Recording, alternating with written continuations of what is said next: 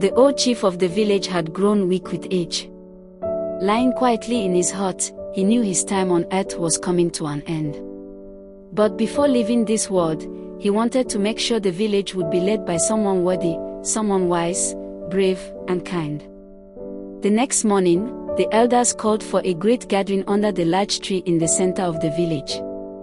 Men, women, and children gathered anxiously, wondering who would become the next ruler. One elder stood and raised his staff. He announced that the next leader would not be chosen by birth or family name, but by character. To become the next ruler, the chosen person must pass what the elders called the king's trial. Among the villagers stood Obinna, the chief's son. He stood proudly with confidence in his eyes. For many years, Obinna believed the throne already belonged to him. He was certain that no one in the village could challenge him. But nearby stood Ada, a young woman known for her wisdom and kindness.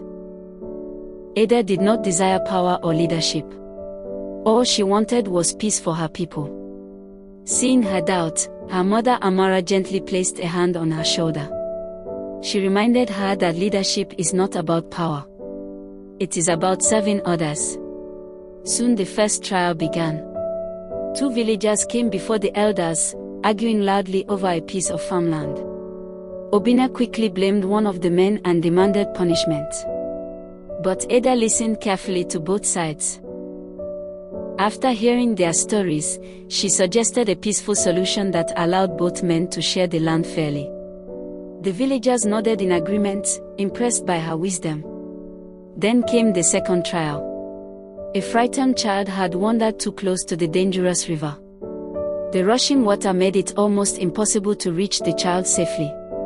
Obinna looked at the river and stepped back. The risk was too great. But Ada did not hesitate. With courage in her heart, she crossed the water and rescued the child. The villagers cheered loudly as she returned safely. But while the villagers celebrated Ada's bravery, Obinna stood silently. Anger burned deep inside him. With every challenge Ada passed, his jealousy grew stronger. Later that evening, the elders returned to the chief's hut and told him everything that had happened. The old chief listened carefully. A small smile appeared on his tired face. He knew the truth. The true leader of the village had already shown herself. But not everyone was ready to accept this decision. As night fell over the quiet village, Obinna secretly met with two mysterious men in the darkness. His heart was filled with anger and pride. And in that moment, he began planning something far more dangerous. Something that would change the fate of the village forever.